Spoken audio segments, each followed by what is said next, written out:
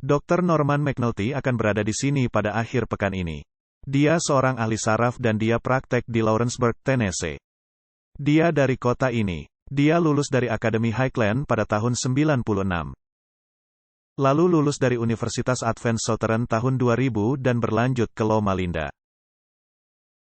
Dan kemudian dia praktik di Trinidad selama beberapa tahun di sana, 2 atau 3 tahun.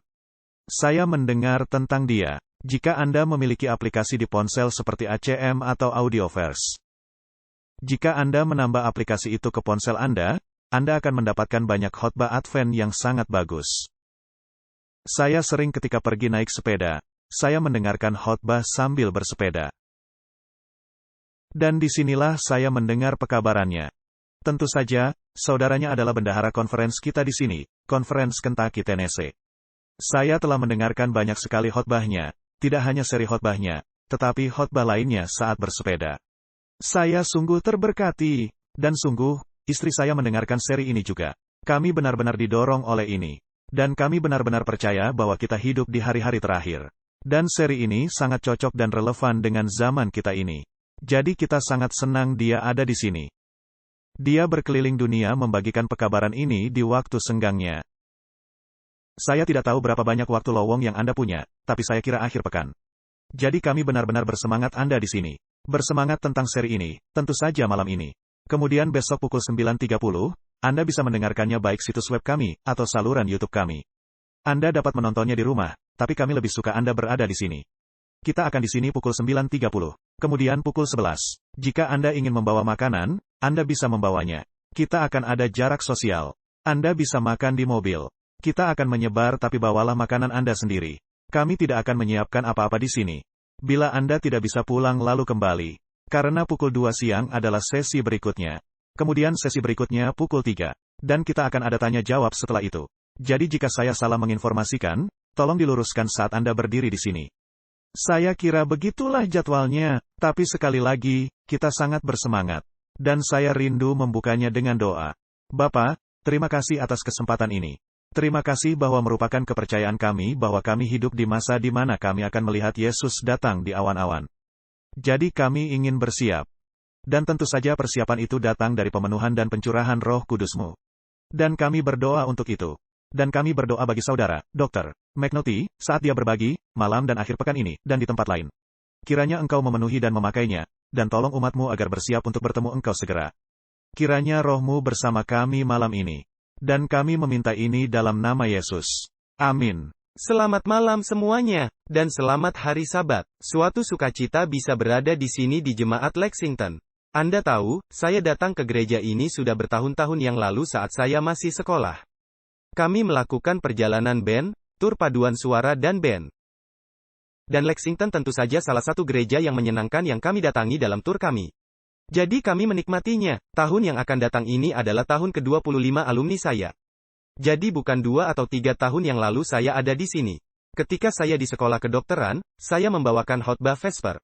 Itu bertahun-tahun yang lalu, mungkin sekitar tahun 2002 atau 2003. Senang bisa kembali, dan saya bagian dari conference ini, Conference Kentucky, Tennessee. Jadi ini adalah gereja saudara dalam persaudaraan gereja-gereja di Kentucky, Tennessee. Dan pasti suatu berkat untuk berada di sini. Terima kasih juga untuk yang sudah mendapatkan salinan buku saya. Saya harap Anda diberkati dari kitab Daniel. Ini bukan hanya komentar ayat demi ayat. Ini juga memberi Anda aplikasi praktis untuk kehidupan sehari-hari. Jadi Anda akan mendapati itu suatu berkat untuk bacaan renungan Anda. Dan jika Anda ingin masuk ke hal-hal yang lebih mendalam seperti Daniel 11, itu juga tersedia. Doakan saya juga karena sekarang saya sedang mengerjakan kitab Wahyu. Dan saya berada di pasal 13, sejauh yang saya lakukan dengan penulisan buku itu. Jadi berdasarkan masa di mana kita hidup, kami di bagian penerbitan sangat ingin mengeluarkan buku Wahyu juga. Dan pastinya kita berada pada masa yang menarik. Jadi suatu berkat bisa berada di sini. Dan sekali lagi terima kasih Pendeta Clinton atas undangannya untuk datang ke sini. Saya rindu berdoa dan kita akan memulai pekabaran kita malam ini. Mari berdoa. Bapa, kami sangat bersyukur karena kami dapat memasuki hari Sabat lagi. Dan kami bersyukur karena kami bisa bersama-sama di sini sebagai saudara seiman. Bahkan di masa-masa penuh gejolak sejarah bumi ini. Kami sangat bersyukur atas berkat istirahat Sabat. Dan atas berkat kebebasan beragama sehingga kami dapat terus berkumpul dengan damai. Kami berdoa sekarang, kiranya Engkau berbicara melalui hamba-Mu dan setiap orang yang ada di sini. Yang akan mendengarkan pesan yang Engkau ingin mereka dengar. Kiranya Engkau memberi keyakinan dan dorongan. Dan semoga kami semua ditemukan setia ketika Engkau datang. Saya berdoa dalam nama Yesus. Amin. Anda tahu, sebagai orang Advent hari ke-7, kita telah mengatakan sejak lama bahwa Yesus akan datang segera. Saya berusia 43 tahun sekarang. Dan saya harus mengatakan bahwa dalam 6 bulan terakhir ini. Jujur, ini pertama kalinya di mana saya bisa mengatakan ini mulai terasa nyata. Sekarang saya selalu percaya bahwa Yesus akan datang kembali. Saya selalu percaya bahwa itu bisa terjadi dalam masa hidup saya. Saya selalu percaya bahwa dunia ada dalam keadaan, di mana tidak perlu usaha besar untuk mendorong kita ke tepi kekekalan. Tetapi 6 bulan terakhir telah menunjukkan kepada kita betapa cepatnya hal-hal dapat berubah. Sekarang, kita agak terbiasa dengan pemikiran bahwa kita berada dalam pandemi. Namun jika Anda kembali ke akhir Februari dan awal Maret, ketika tiba-tiba hal-hal mulai terjadi dengan sangat cepat. Presiden melarang perjalanan dari Cina, lalu menutup perjalanan dari Eropa. Dan semua olahraga liga utama ditutup dan turnamen dibatalkan. Hal-hal yang belum pernah Anda lihat sebelumnya, terjadi hanya dalam semalam. Itu seperti, memang, itu yang harus dilakukan. Dan tidak ada yang bertanya, mengapa mereka melakukan itu? Ini seperti, tentu saja ini yang harus dilakukan. Dan tiba-tiba dunia berada di ujung tanduk. Dan inilah kita, 6 bulan kemudian. Dan dunia semakin tak terkendali. Karena sekarang kita tidak hanya dalam pandemi, kita juga sekarang menghadapi kerusuhan sipil. Dan ada banyak hal berbeda sedang terjadi yang telah diberitahukan kepada kita akan terjadi. Dan sebagai umat Advent hari ke-7, ini seharusnya tidak mengejutkan kita. Sebagai umat Advent hari ke-7, kita telah lama percaya bahwa dunia akan runtuh mengarah pada kedatangan Yesus. Jadi disinilah kita, berada dalam pandemi ini. Dunia telah melihat segala macam hal dalam beberapa bulan terakhir. Selain itu, saya tidak akan berbicara politik, meskipun sebentar lagi kita akan mengadakan pemilihan presiden. Yang siapapun pemenangnya berpotensi menciptakan kerusuhan dan perpecahan lebih lanjut. Itu saja yang saya hendak katakan tentang itu, namun semua hal ini terjadi di sekitar waktu yang sama. Jadi sangat menarik sebagai umat Tuhan untuk melihat di mana kita sekarang. Nah, sekilas gambaran arah tujuan kita. Malam ini kita akan berbicara tentang katalisator nubuatan akhir zaman. Apa yang akan menjadi pemicu yang jelas, katalisator yang jelas. Sehingga kita sebagai Advent hari ke-7 dapat dengan yakin mengatakan, ini adalah akhir dunia. Tak diragukan lagi, Yesus sudah di pintu. Kita akan bahas itu malam ini. Besok kita akan mempelajari 4 tahap undang-undang hari Minggu di jam sekolah Sabat. Kemudian di jam khotbah, kita akan membahas perumpamaan mempelai pria dan 10 anak darah. Dan itu akan menjadi pesan yang sangat praktis dan saya harap akan benar-benar menjangkau setiap hati Anda. Berbicara tentang apa yang kita butuhkan, agar siap bagi kedatangan Yesus karena kita percaya Dia ada di pintu. Apa yang kita perlukan untuk bersiap? Kemudian di sore hari, kita akan melihat nubuatan Wahyu 13 dan 17. Judulnya adalah Tatanan Dunia Baru. Itu tidak akan membahas tentang teori konspirasi, tapi akan menampilkan bagaimana tatanan dunia akan segera berubah. Dan kemudian presentasi terakhir akan berbicara tentang identitas nubuatan dan misi sebagai Advent. Mengapa kita ada sebagai umat saat ini pada sejarah bumi? Itulah peta jalan yang akan kita tuju akhir pekan ini. Saya sangat bersemangat membawakan ini lagi minggu ini. Saya telah membawakannya di Audioverse, namun saya hanya melihat ke komputer, berbicara ke depan kamera di layar. Saya jauh lebih menikmati berbicara dengan sekelompok saudara seiman secara langsung. Jadi, seiring saya melihat presentasi ini, saya memuji Tuhan dan berbahagia bahwa saya dapat berbagi hal ini di gereja ini pada masa ini di sejarah bumi. Jadi itulah yang akan kita lihat. Mari kita memulai pelajaran ini. Ini dari buku Testimonies jilid 9, halaman 11. Anda tahu, pernyataan ini ditulis lebih dari 100 tahun yang lalu. Namun tampak seolah-olah dia menulis ini minggu lalu. Sangat menarik. Kita hidup pada masa kesudahan. Tanda-tanda zaman yang sedang digenapi dengan cepatnya menyatakan bahwa kedatangan Yesus sudahlah dekat. Zaman kita hidup ini adalah genting sekali. Tidakkah Anda merasakannya beberapa minggu dan bulan terakhir ini? Roh Allah berangsur-angsur dan dengan pasti sedang ditarik dari bumi ini. Perhatikan, dalam 43 tahun usia saya, 6 bulan terakhir ini, lebih dari sebelumnya. Saya telah melihat roh Tuhan ditarik dari bumi. Hal-hal yang dikatakan orang, hal-hal yang dilakukan orang. Pandemi dan semua hal ini. Anda dapat melihat bahwa roh Tuhan sedang ditarik. Bala dan hukuman sudah jatuh ke atas mereka yang menghina rahmat Allah. Bencana alam di darat dan di laut, keadaan masyarakat yang tidak dapat dibereskan. Bahaya peperangan, merupakan peringatan. Semua itu meramalkan peristiwa luar biasa yang sedang mendekat. Bukankah itu terasa seperti sekarang? Dan kemudian kita tahu paragraf berikutnya bahwa agen-agen kejahatan menggabungkan pasukan mereka dan bersatu padu. Anda dapat melihatnya, agen-agen kejahatan sedang bersatu padu di bumi ini. Mereka sedang memperkuat diri untuk menghadapi krisis yang besar itu. Perubahan besar tidak lama lagi akan terjadi di dunia kita, dan pergerakan terakhir akan terjadi dengan cepatnya. Ini tidak akan berlangsung selamanya. Begitu kita sampai pada katalisator terakhir yang memicu pergerakan terakhir dari sejarah bumi.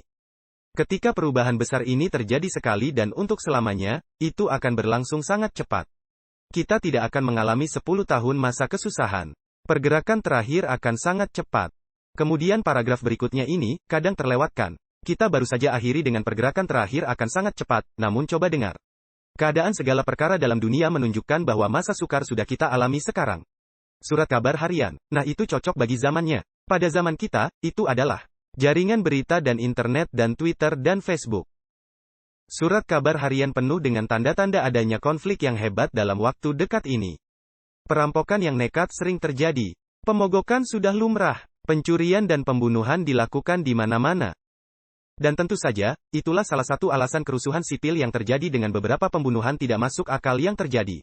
Kita lanjutkan, orang-orang yang dirasuk setan membunuh pria, wanita dan anak-anak kecil. Manusia sudah mabuk dengan kejahatan, dan setiap corak kejahatan pun merajalela. Jadi kita melihat ini terjadi di dunia. Kita telah diberitahu bahwa ini akan datang. Ini seharusnya tidak menjadi syok bagi seorang Advent hari ke-7. Kita yang mempelajari Alkitab dan roh nubuat dan nubuatan dalam Alkitab. Kita telah melihat bahwa hari ini akan datang. Dan dunia ini tidak akan menjadi lebih baik sebelum Yesus datang kembali, itu hanya akan semakin memburuk. Dan itulah mengapa kita sangat bersyukur bahwa Yesus akan datang untuk membebaskan kita dari planet ini. Sekarang, ini pernyataan lain dari buku Selected Messages Jilid 2 halaman 402. Dan ini berbicara mengenai reaksi yang seharusnya kita miliki saat kita melihat akhir dari sejarah bumi mendekat. Kita sangat cepat menghampiri akhir daripada sejarah dunia ini. Seiring kita menyadari bahwa Yesus sungguh-sungguh akan segera datang. Apakah Anda percaya akan hal itu? Seiring kita menyadari bahwa Yesus sungguh-sungguh akan segera datang, kita sebaiknya bangun serta bekerja seperti yang belum pernah kita lakukan. Apakah ini memotivasi Anda untuk bekerja bagi Tuhan lebih daripada sebelumnya? Anda tahu, akan sangat memalukan jika selama 6 bulan terakhir, Anda berada dalam kondisi kerohanian yang sama seperti ketika krisis ini dimulai. Akan sangat memalukan jika Anda masih berada dalam kondisi suam-suam kuku Laodikia. Sementara Tuhan memberi kita kesempatan untuk bangun dan bekerja seperti belum pernah sebelumnya. Perhatikan, ini tidaklah seperti, pandemi ini terjadi di awal Maret atau akhir Februari. Dan kemudian pada pertengahan April, ada undang-undang hari Minggu. Tidak, kita masih punya waktu. Kita harus bangun dan bekerja lebih giat lagi. Kita disuruh untuk membunyikan amaran kepada masyarakat. Sekarang dengarkan, ini sangat penting. Dan dalam hidup kita sendiri, kita harus menunjukkan kuasa keadilan dan kebenaran. Jadi ketika orang melihat hidup kita, tanggapan kita seharusnya adalah, agar orang melihat di dalam kita, kebenaran Kristus bersinar keluar. Dunia segera akan menghadap si pemberi hukum karena hukumnya yang dirusakkan. Hanya mereka yang berpaling dari pelanggaran kepada penurutan, dapat mengharapkan keampunan dan damai. Satu hal yang layak disebutkan, Anda tahu ayat Alkitab Wahyu 12 ayat 17 yang berkata, Naga itu yaitu setan, marah kepada perempuan itu, lalu pergi memerangi keturunannya yang lain. Yang menuruti hukum-hukum Allah dan memiliki kesaksian Yesus. Sangatlah menarik, bahwa di gereja Tuhan akhir zaman, hal yang membuat setan marah adalah bahwa ada orang-orang yang oleh kasih karunia dan kuasa Yesus Kristus menuruti hukum-hukum Allah. Dan saya merasa prihatin saat mendengar orang-orang di gereja berkata, "Oh, kita tidak bisa benar-benar taat. Memang tidak bisa dengan kekuatan sendiri, tetapi melalui kuasa Tuhan yang Maha Kuasa, kita bisa hidup taat." Ketika Kristus hidup di dalam kita, dunia segera akan menghadap si pemberi hukum karena hukumnya yang dirusakkan. Hanya mereka yang berpaling dari pelanggaran kepenurutan bisa mengharapkan damai. Jadi kita akan membunyikan amaran, dan kita akan menaikkan panji bertuliskan, hukum Allah dan iman Yesus. Penurutan pada hukum Tuhan adalah yang terpenting. Jangan dikesampingkan. Kita harus berjuang untuk membangunkan anggota gereja dan mereka yang menyatakan tidak beragama. Jadi ada dua golongan yang kita perjuangkan untuk dibangunkan, yaitu Laodikia di dalam gereja, yang dalam keadaan lesu bahkan di saat krisis terakhir ini. Itu menarik. Terkadang saya lihat orang di media sosial dan mereka katakan, "Oh, hahaha, ini lagi orang Advent yang bikin makin heboh krisis ini. Mereka paling mau katakan kalau Yesus akan segera datang." Oh, jika begitu sikap Anda, mengapa Anda seorang Advent hari ke-7? Dengan segala hormat, menjadi Advent berarti kita percaya pada kedatangan Yesus kedua kali. Itulah sebabnya kita di sini. Jadi kita harus menunjukkan karakter Tuhan kepada dunia. Jadi, disinilah kita. Kita melihat pandemi ini. Dan kita melihat bahwa dunia sedang terlontar kepada akhir dari segala sesuatu.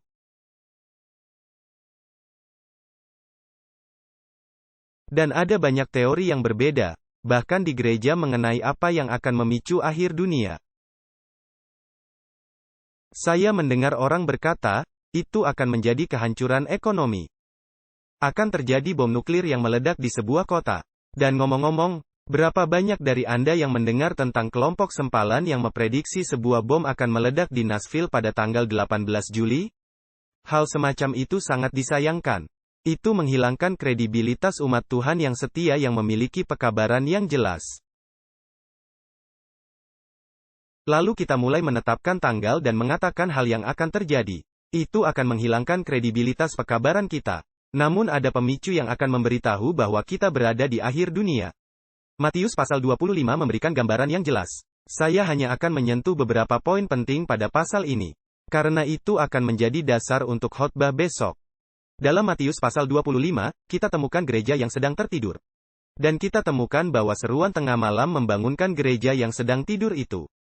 Dan kita akan masuk ke Matius 25 secara lebih rinci pada khotbah besok. Namun apa yang Anda temukan adalah gereja dalam keadaan tidur. Gadis bijaksana dan bodoh, semuanya sedang tidur. Dan Matius 25 ayat 6 katakan, waktu tengah malam terdengarlah suara orang berseru, mempelai datang.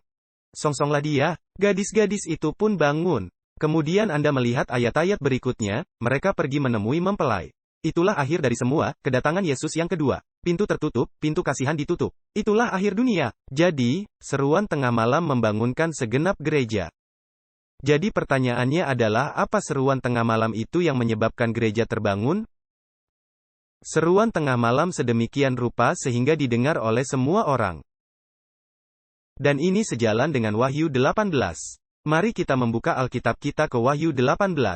Wahyu 18 ayat 1 berkata, kemudian daripada itu, aku melihat seorang malaikat lain turun dari sorga. Ia mempunyai kekuasaan besar, dan bumi menjadi terang oleh kemuliaannya. Dan ia berseru dengan suara yang kuat. Inilah alasan kita menyebutnya seruan nyaring. Karena ia berseru sekuat tenaga dengan suara yang keras. Anda melihat penekanannya pada sekuat tenaga dan keras. Inilah seruan nyaring. Dan pekabaran seruan nyaring itu ialah sudah rubuh Babel, kota besar itu, dan ia telah menjadi tempat kediaman roh-roh jahat. Jadi segenap gereja terbangun dengan pekabaran Wahyu 18. Bumi diterangi dengan kemuliaan karakter Allah. Kita akan membicarakannya lagi besok di gereja. Saya hanya menunjukkan bahwa seruan tengah malam ini membangunkan segenap gereja. Hujan akhir dicurahkan pada gadis-gadis bijaksana. Lalu mereka pergi memberitakan pesan seruan nyaring. Jadi apa pesan Wahyu 18 ini? Itu adalah, sudah rubuh Babel, sudah rubuh Babel. Kita memahami bahwa Babel melambangkan suatu sistem penyembahan agama palsu. Bagaimana kita tahu ini? Berdasarkan pelajaran Alkitab kita, Wahyu 17 menunjukkan bahwa Babel adalah nama ibu dan para pelacur. Jadi ada ibu dan puteri-puterinya yang adalah pelacur dan nama perempuan itu adalah Babel. Dan seorang perempuan dalam Alkitab melambangkan gereja. Ini adalah gereja yang tidak murni. Izinkan saya mengatakan sesuatu dengan sangat jelas di sini. Seiring kita semakin dekat dan dekat pada kedatangan Yesus. Sekarang bukanlah saatnya bagi umat Advent hari ke-7 untuk semakin dekat dan dekat dengan Babel. Perlu ada perbedaan antara gereja yang sisa dan Babel. Ya, kita berteman dengan orang-orang, tetapi bukan dengan tujuan membaur ke dalam budaya mereka. Namun dengan tujuan berbagi kebenaran dengan mereka seperti yang ada di dalam Yesus. Dan pekabaran seruan nyaring mengidentifikasikan bahwa sudah rubuh Babel, sudah rubuh Babel. Dan jika berlanjut, kita dapati raja-raja di bumi berbuat cabul dengan dia. Itulah persatuan gereja dan negara yang tidak sah. Ayat 4, pergilah kamu, hai umatku, supaya kamu jangan mengambil bagian dalam dosanya dan supaya kamu jangan turut ditimpa malapetakannya. Ingat, inilah poin saya. Seruan nyaring identik dengan seruan tengah malam dalam perumpamaan Matius 25. Inilah yang menyebabkan gereja Tuhan untuk bangun di akhir dunia. Dan dalam Wahyu 18 ayat 5, ketika seruan nyaring mencapai puncaknya, pesannya berisi. Sebab dosa-dosanya, itu berarti dosa-dosa Babel, telah bertimbun-timbun sampai ke langit, dan Allah telah mengingat segala kejahatannya. Nah, apa artinya dosa Babel sampai ke surga? Perhatikan pernyataan dari buku Peristiwa Akhir Zaman halaman 198, ditulis tahun 1893 oleh Ellen White. Kapankah dosa-dosanya itu bertimbun sampai ke langit? Bila mana hukum Allah pada akhirnya dibatalkan dengan undang-undang. Anda tahu apa artinya itu? Itulah undang-undang hari Minggu. Dan inilah intinya, ketika undang-undang nasional hari Minggu disahkan. Seruan akan terdengar di gereja Advent, lihatlah, mempelai datang. Songsonglah dia. Yesus sudah ada di pintu. Tidak akan ada permainan tebak-tebakan yang tersisa di toko, kalau boleh dikatakan, bila undang-undang hari Minggu disahkan. Setiap orang Advent yang masih hidup akan tahu, bila undang-undang hari Minggu disahkan. Bahwa Yesus sudah di pintu dan kita sudah berada di akhir dunia. Dan setiap anggota akan sadar akan kenyataan itu. Anda mungkin berkata, bagaimana mungkin umat Tuhan sedang tidur sekarang? Saya akan membahasnya besok, tetapi kenyataannya adalah bahwa Anda tidak akan memikirkan. Apa akan Anda lakukan dalam pekerjaan Anda, 6 bulan dari sekarang ketika undang-undang hari Minggu disahkan? Itu sebabnya kita tidur. Anda tidak akan berpikir tentang masa pensiun. Anda tidak akan memikirkan liburan berikutnya. Dan tidak satu pun dari hal-hal itu sendiri yang buruk. Anda akan berpikir tentang Yesus yang datang di awan-awan surga, hanya itu satu-satunya. Dan juga melewati krisis terakhir. Jadi bila mana hukum Allah dibatalkan dengan undang-undang. Hal ini memicu terjadinya seruan nyaring, segenap gereja terbangunkan. Gadis-gadis bijaksana menerima curahan hujan akhir dan mereka membawakan pesan seruan nyaring. Dan seruan nyaring mengatakan, Babel sudah rubuh dan dosa-dosanya telah mencapai surga. Dan dosa-dosa Babel mencapai surga ketika ada hukum universal hari Minggu yang bertentangan dengan hukum Allah. Itulah saat di mana Tuhan berkata, cukup. Dosa-dosa Babel telah mencapai surga. Tetapi hal yang menarik adalah Tuhan memiliki umatnya di Babel. Faktanya, mayoritas umat Tuhan bahkan sekarang berada di Babel. Maka bagian dari pekabaran seruan nyaring berkata, pergilah hai umatku daripadanya. Ada banyak orang yang tidak mengerti apa yang sedang terjadi. Dan bila hukum hari Minggu disahkan, kita sebagai umat Tuhan akan memberitakan pesan itu. Yang akan memanggil umat Tuhan dari Babel, keluar dari Babel supaya mereka tidak menerima malapetakannya. Jadi saya telah melihat orang-orang di media sosial mengatakan bahwa pandemi adalah pengepungan Yerusalem. Sama halnya seperti tentara Roma mengepung Yerusalem. Mereka mengatakan bahwa pandemi adalah pengepungan Yerusalem sekarang.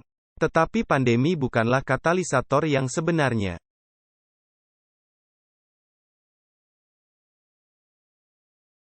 Akan ada hal-hal yang menuntun kepada hukum hari Minggu. Tapi hukum hari Minggu adalah katalisator yang jelas bagi akhir dunia.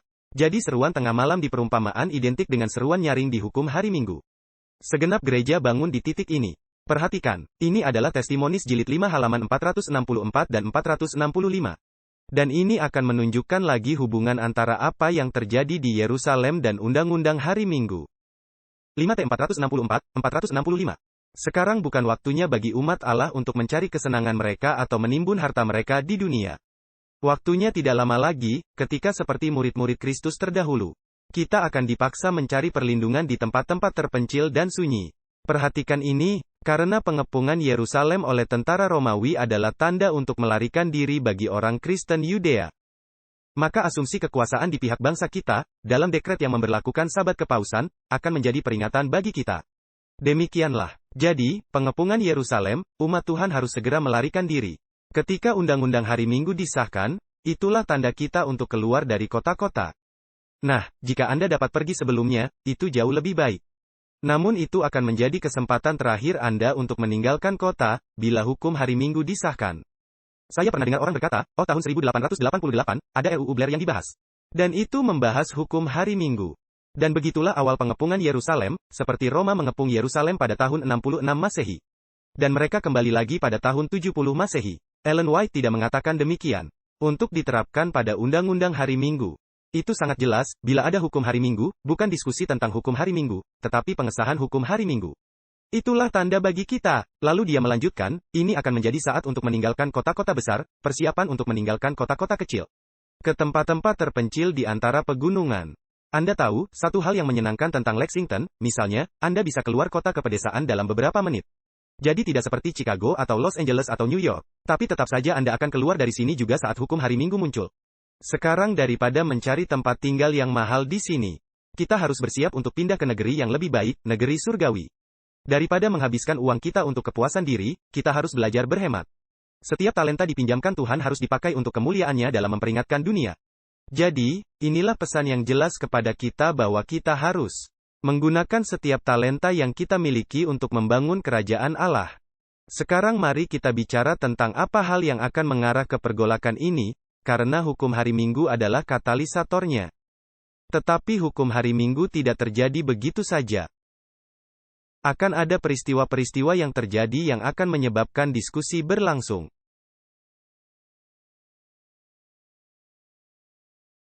Di mana rakyat negeri ini dan para pemimpin bangsa ini akan mulai berkata, kita harus kembali kepada Tuhan.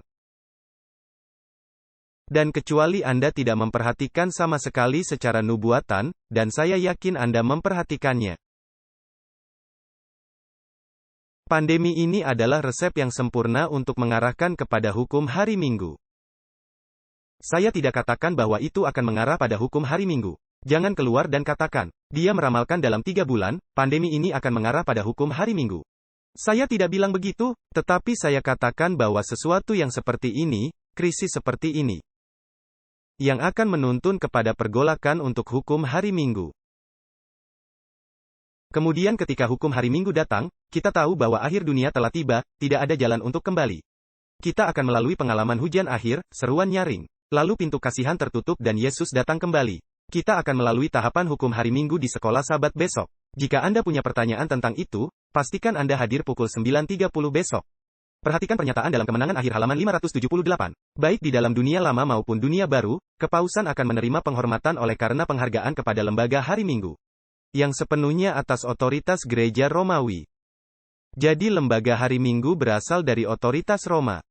Mereka yang mencoba mengatakan, itu karena kami menghormati hari kebangkitan. Anda tidak akan menemukan dimanapun dalam Alkitab yang memberi Anda otoritas untuk menghormati hari Minggu sebagai hari penyembahan Tuhan. Itu sepenuhnya berasal dari gereja Roma. Paragraf berikutnya mengatakan, Kemenangan akhir halaman 579. Sejak pertengahan abad ke-19, para pelajar nubuatan di Amerika Serikat telah menyampaikan kesaksian ini kepada dunia. Dalam peristiwa-peristiwa yang sekarang terjadi tampak suatu kemajuan pesat ke arah penggenapan prediksi ini. Dia menulis lebih dari 100 tahun yang lalu dan sekarang kita melihat sedang terjadi di dunia. Pada guru-guru Protestan terdapat pernyataan yang sama mengenai otoritas ilahi atas pemeliharaan hari Minggu. Dan kekurangan bukti-bukti Alkitab yang sama dengan para pemimpin kepausan, yang mengarang mukjizat-mukjizat untuk menggantikan perintah Allah. Sekarang dengarkan ini. Pernyataan bahwa penghakiman Allah dijatuhkan ke atas manusia. Oleh karena pelanggaran Sabat hari Minggu akan diulangi. Apakah Anda memahaminya? Yang akan terjadi ialah ketika orang-orang melihat penghakiman Tuhan di negeri ini, dan ngomong-ngomong, Roh Tuhan sedang ditarik sehingga setan dapat melakukan pekerjaannya. Kemudian orang akan berkata, "Oh, ini adalah penghakiman Tuhan karena kita telah melanggar hari Minggu, hari Tuhan." Itu akan menjadi buku pedoman yang digunakan iblis untuk memicu hukum hari Minggu. Ini sudah mulai didesak dan gerakan untuk menegakkan pemeliharaan hari Minggu dengan cepat berkembang.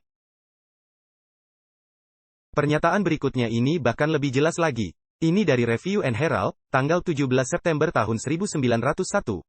Bila mana malaikat kemurahan itu melipat sayapnya dan beranjak.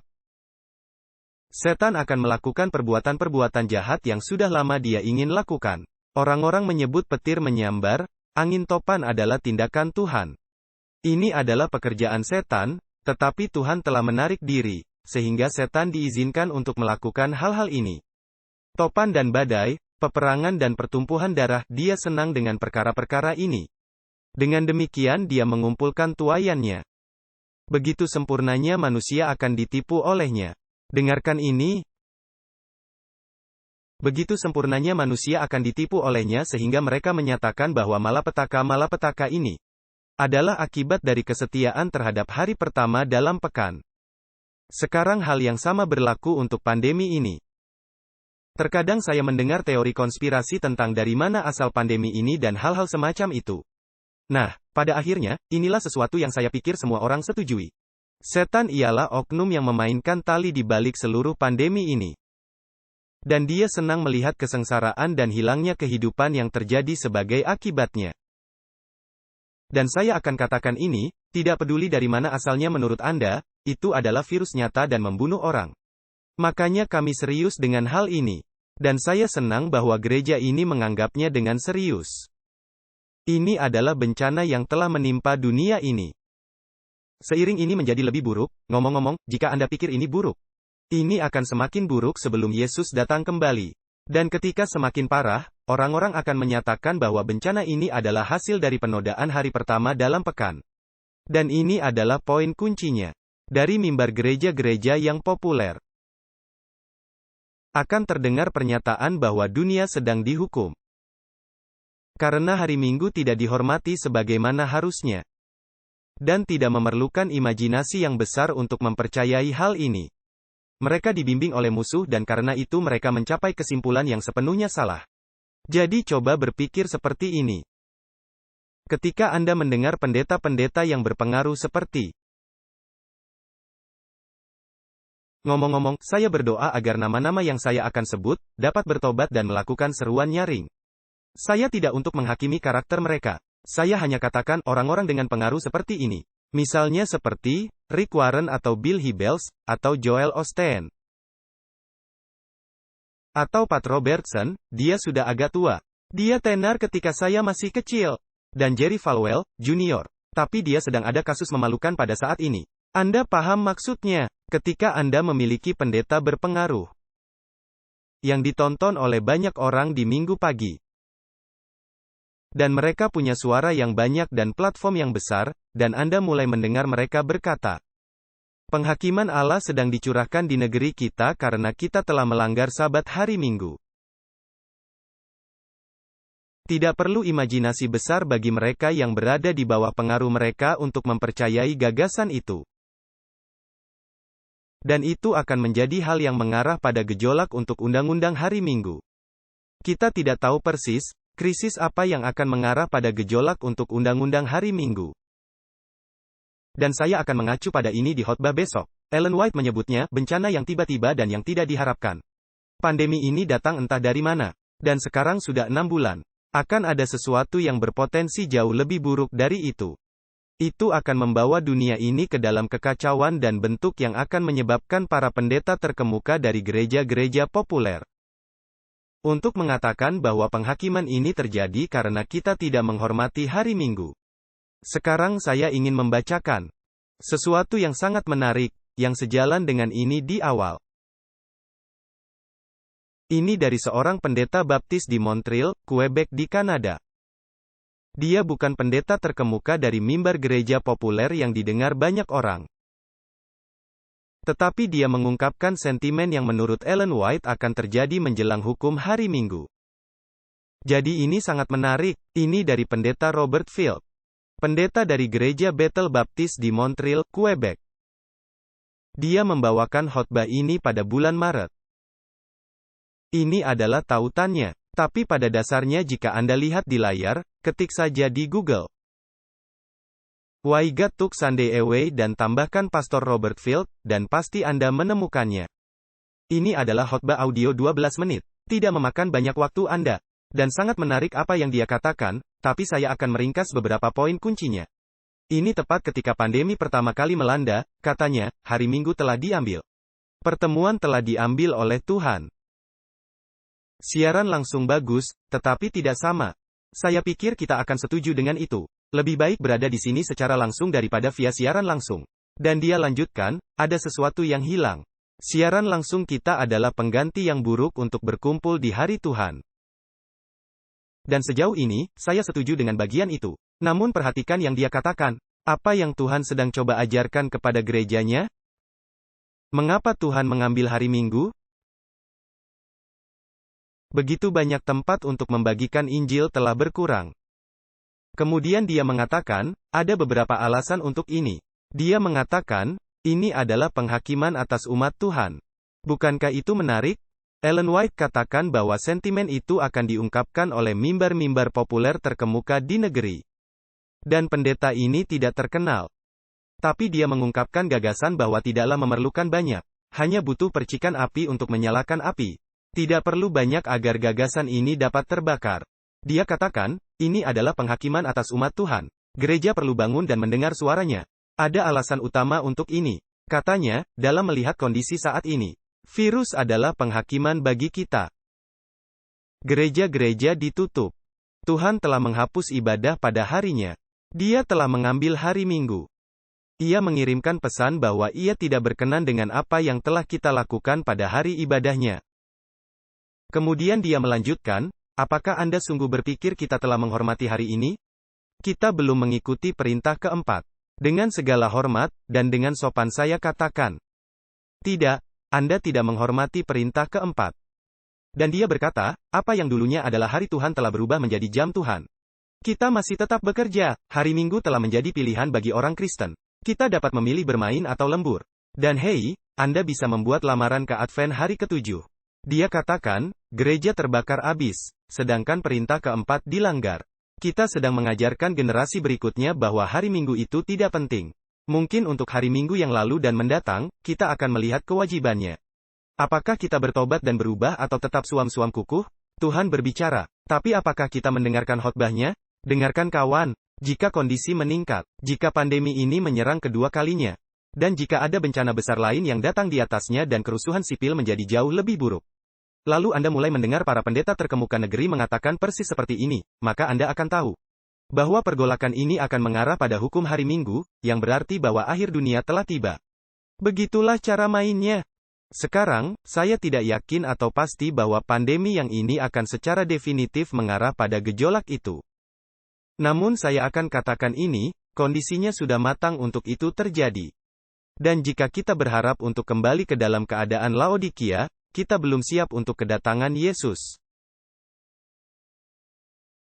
Jika Anda berharap hal ini akan reda sehingga Anda dapat kembali menjalani gaya hidup Amerika kelas menengah yang nyaman. Dan mungkin Yesus datang 10, 15 atau 20 tahun lagi dan saya tidak perlu khawatir mengenai itu. Anda tidak sedang berada di jalan yang benar untuk siap menyambut kedatangan Yesus. Tuhan sedang mencari orang-orang yang akan berkata, saya ingin Yesus datang sekarang. Dengar, jika Yesus adalah sahabat terbaikmu, jika dia adalah teman tersayang dan terdekatmu di bumi. Ya, Anda paham bahwa ada masa kesusahan yang akan datang. Tapi Anda akan ingin menjadi bagian dari kelompok istimewa yang akan hidup sampai melihat Yesus datang tanpa merasakan kematian.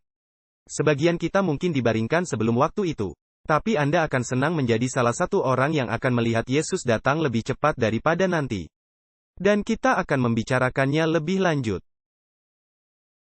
Terkadang saya melihat mentalitas ini dan ini berlaku untuk kelompok usia berapapun.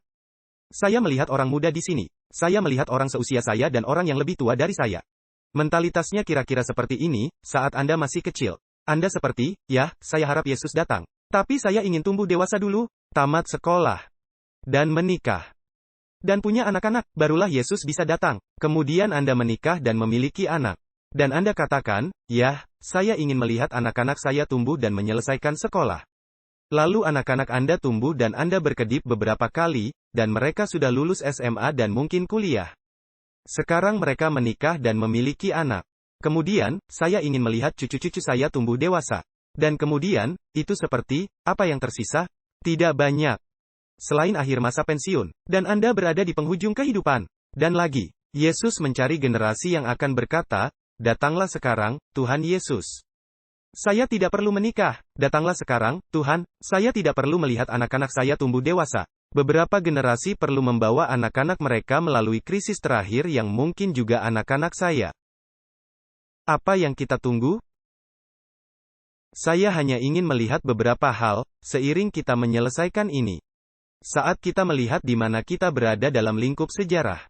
Sehubungan dengan kedatangan kedua, Daniel 2 menunjukkan bahwa sebuah batu menghantam patung dan Tuhan mendirikan kerajaan yang tidak bisa dihancurkan.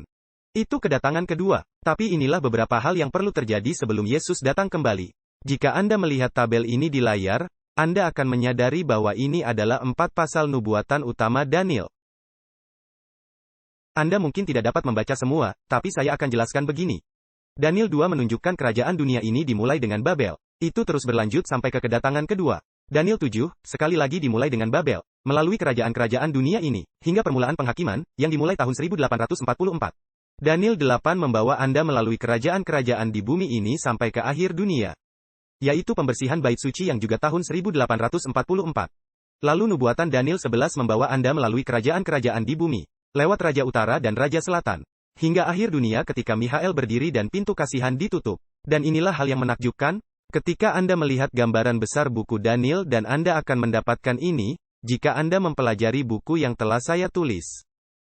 Untuk memberikan Anda gambaran tentang apa yang Anda lihat, Daniel memberitahu Anda dari 4 penglihatan nubuatan utama. Bahwa periode waktu yang paling signifikan dari sejarah bumi adalah dari tahun 1844 sampai kedatangan kedua. Daniel 7 membawa Anda ke tahun 1844. Daniel 2 dan Daniel 11 sampai 12 membawa Anda ke penutupan pintu kasihan dan kedatangan kedua. Jadi antara tahun 1844 sampai kedatangan kedua kali adalah apa yang kita sebut saat penghakiman Allah. Itulah masa yang kita jalani sekarang. Dan yang menarik adalah Daniel 2 menunjukkan bahwa Yesus akan datang kembali. Daniel 7 menunjukkan bahwa supaya Yesus datang kembali, harus ada penghakiman di surga dahulu. Daniel 8 menunjukkan bahwa supaya penghakiman di surga selesai, bait suci di surga harus dibersihkan. Daniel 11 menunjukkan bahwa ketika bait suci di surga dibersihkan, Mikhael berdiri, pintu kasihan ditutup, dan Yesus kembali. Begitulah 4 penglihatan itu berbaris. Yesus datang kembali, tapi harus ada penghakiman dulu. Dan penghakiman tidak akan selesai hingga bait suci dibersihkan. Dan ketika bait suci dibersihkan, Mikhael berdiri, pintu kasihan tertutup. Dan Yesus datang kembali. Itulah gambaran besar buku Daniel. Periode waktu tahun 1844 sampai kedatangan kedua, itulah periode waktu yang kita jalani sekarang. Saat penghakiman Tuhan itu adalah periode paling penting dalam sejarah bumi. Dan sungguh menakjubkan, betapa banyak dari kita sebagai Advent hari ke-7 telah kehilangan pandangan akan realita kekal. Bahwa kita sedang hidup di era terpenting dalam sejarah dunia. Kita harus hidup di era yang paling penting. Maksudku, Daniel akan melakukan apa saja untuk dapat hidup di zaman kita. Abraham akan melakukan apa saja untuk dapat hidup di zaman kita. Musa, Elia, dan para rasul. Dan kita adalah orang-orang yang telah dipilih Tuhan karena Tuhan melihat sesuatu di dalam kita. Yang Dia katakan, aku dapat membawamu, apapun masalah karaktermu. Dan aku dapat mengubahmu menjadi serupa dengan Yesus. Sehingga engkau dapat menjadi wakilku pada saat penghakiman Tuhan sebelum aku kembali. Itulah rencana Tuhan bagi kita. Dan inilah yang kita lihat tentang apa yang akan terjadi sebelum Yesus datang kembali. Katalisator nubuatannya adalah hukum hari Minggu. Ketika itu datang, kita akan tahu bahwa kita berada di akhir dunia. Ketika hukum hari Minggu disahkan, hujan akhir dicurahkan ke atas gadis bijaksana yang memiliki minyak ekstra dalam buli dengan pelita mereka. Ini menuntun pada seruan nyaring, yang pada akhirnya, bukan segera, tetapi setelah waktu yang singkat. Menuntun pada pintu kasihan tertutup, yang akan diikuti oleh 7 malapetaka terakhir. Dan pada akhir dari 7 malapetaka terakhir, Yesus datang kembali. Jadi saya ingin membawa Anda ke Lukas 21, seiring kita menyelesaikannya. Lukas pasal 21, dimulai dari ayat 25. Jika Anda memiliki Alkitab, saya ajak Anda membukanya dan kita akan melihat ayat-ayat ini. Lukas 21 ayat 25. Dan akan ada tanda-tanda pada matahari dan bulan dan bintang-bintang. Itu terjadi pada hari gelap Mei tahun 1780 Masehi dan diikuti bintang-bintang berjatuhan, tanggal 13 November tahun 1833. Dan di bumi bangsa-bangsa akan takut dan bingung menghadapi deru dan gelora laut. Orang akan mati ketakutan karena kecemasan. Saya akan memberitahu Anda, sebagai dokter praktek, Anda mungkin pernah melihat ini di bidang pekerjaan apapun yang Anda lakukan. Pendeta Clinton mungkin melihat ini dan di bidang pekerjaan apapun yang Anda lakukan. Saya beritahu, pasien saya sekarang lebih stres daripada yang pernah sebelumnya. Orang-orang mengalami lebih banyak kecemasan dan serangan dadakan daripada yang pernah saya lihat. Maksud saya, Anda mungkin mengalaminya sendiri. Itu bukan hanya Anda, banyak orang mengalami banyak stres saat ini karena mereka tidak tahu kapan ini akan berakhir dan bagaimana itu akan mempengaruhi kehidupan mereka dan semua hal ini. Dan itu hanya akan terus meningkat. Itulah alasan kita perlu hubungan dengan Yesus. Dikatakan, orang akan mati ketakutan karena kecemasan berhubung dengan segala apa yang menimpa bumi ini. Sebab kuasa-kuasa langit akan goncang. Pada waktu itu orang akan melihat anak manusia datang dalam awan dengan segala kekuasaan dan kemuliaannya. Jadi ada kedatangan Yesus dalam awan-awan di langit. Kemudian Yesus memberi kita beberapa hal untuk dipikirkan tentang melihat kedatangannya yang segera itu. Dikatakan, apabila semuanya itu mulai terjadi. Jadi ketika kita mulai melihat pandemi dan kerusuhan sipil, Anda tahu, dalam Matius 24, dikatakan bangsa akan bangkit melawan bangsa. Tahukah Anda bahwa kata Yunani untuk bangsa adalah etnos? Jadi itu sebenarnya berbicara tentang beberapa hal yang kita lihat di dunia saat ini. Dan kita perlu sebagai umat Tuhan menjadi suara belas kasih yang dapat beresonansi dengan semua orang. Dan memahami tantangan yang mereka alami. Namun itu sebenarnya adalah tanda nubuatan bahwa akan ada kerusuhan sosial berdasarkan perbedaan etnis. Apabila semuanya itu mulai terjadi, bangkitlah dan angkatlah mukamu, sebab penyelamatanmu sudah dekat. Keselamatan sudah dekat. Percayakah Anda bahwa Yesus segera datang? Penyelamatan kita semakin dekat. Kemudian ia berkata dalam ayat 29, lalu Yesus mengatakan perumpamaan ini. Perhatikanlah pohon ara atau pohon apa saja. Apabila kamu melihat pohon-pohon itu sudah bertunas, kamu tahu dengan sendirinya bahwa musim panas sudah dekat. Saya suka berkendara 4,5 jam di jalan di Lawrenceburg, Tennessee. Sekarang Lawrenceburg, Kentucky hanya beberapa mil dari sini. Tetapi Lawrenceburg, Tennessee agak jauh, tetapi iklimnya serupa. Dan saya menduga Anda melihat pola serupa di musim semi, di mana pertama-tama kita melihat kuncup merah. Kemudian kayu ranting. Lalu jika Anda punya BlackBerry, itu akan keluar.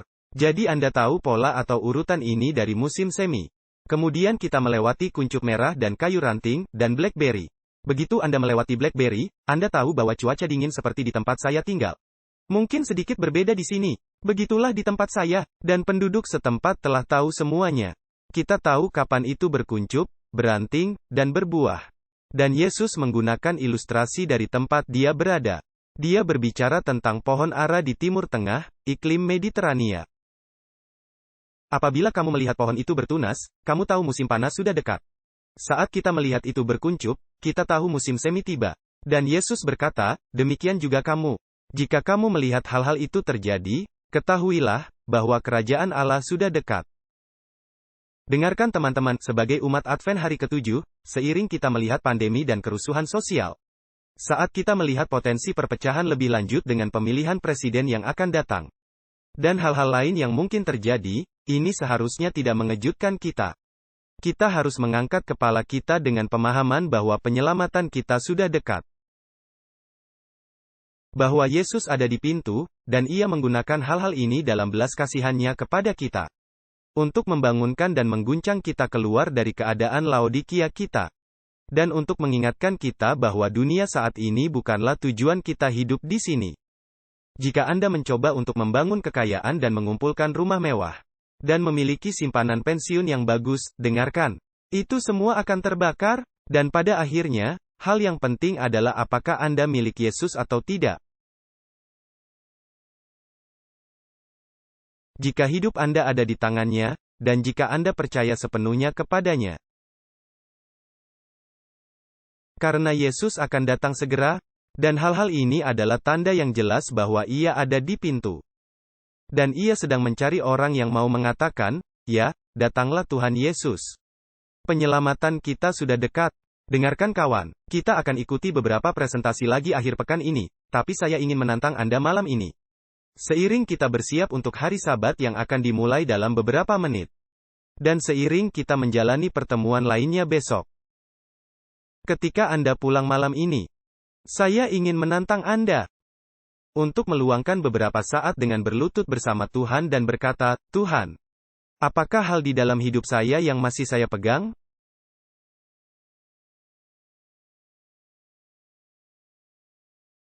Bisa jadi berhala, permasalahan, mungkin saya tidak bisa mengampuni seseorang yang menyakiti perasaanku. Saya masih marah dengan sesuatu yang terjadi 20 tahun yang lalu. Ada sesuatu yang tidak akan saya lepaskan, yang saya terus menontonnya, memakannya. Yang saya terus bergantung pada kepahitan ini. Saya melirik seseorang yang tidak sepatutnya. Saya sudah menikah dan saya melirik orang lain. Dan tidak seorang pun di sini tahu, hanya saya dan orang itu. Engkau tahu, dan Anda tahu bahwa Yesus akan segera datang. Saya ingin Anda pulang malam ini dan meletakkannya di atas mezbah. Dan besok saat gereja, saya akan membuat panggilan. Dan kita akan melihat bagaimana Roh Kudus bergerak selama kebaktian gereja kita. Tapi saya percaya bahwa akhir pekan ini tidak hanya seperti akhir pekan biasa. Di mana kita datang dan kita mendengar pekabaran dan kami seperti, "Wow, itu bagus." Dan di hari Senin, Anda sudah melupakannya. Anda mungkin tidak begitu, tetapi saya telah melihat itu terjadi. Sangat mudah untuk kembali ke rutinitas itu. Dan apa yang terjadi pada hari Sabat menjadi sejarah kuno saat matahari terbenam pada Sabtu malam. Kita ingin akhir pekan ini menjadi istimewa. Kita ingin Roh Kudus bekerja.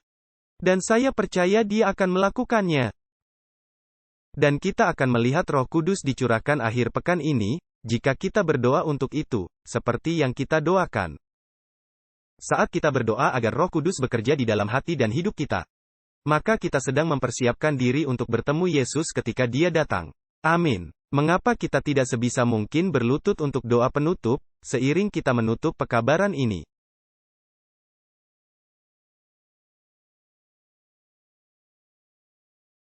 Bapa di surga, saya sangat bersyukur untuk gereja Lexington dan setiap orang yang ada di sini. Saya bersyukur atas gerakan Roh Kudus dan bagaimana Engkau meyakinkan hati kami. Tuhan, kiranya kami mengangkat kepala kami. Kiranya kami memandang Yesus. Kiranya kami tetap terhubung dengannya. Dan jika ada sesuatu dalam hidup kami yang masih kami pegang, kami mau bergumul dengan Engkau malam ini dan meminta kelepasan. Dan kami akan membawanya ke mezbah besok, siap untuk meletakkannya di kaki salib. Saya ingin bersyukur sekali lagi untuk setiap orang di sini. Kiranya Engkau bersama kami sepanjang sisa minggu ini dan membawa kami kembali besok. Dan kiranya kami ditemukan setia ketika Engkau datang. Dan saya berdoa semoga kami tidak akan melewatkan kesempatan di minggu ini dan berlalu begitu saja, tanpa datang lebih dekat padamu untuk bersiap bagi kedatangan-Mu. Saya berdoa dalam nama Yesus. Amin.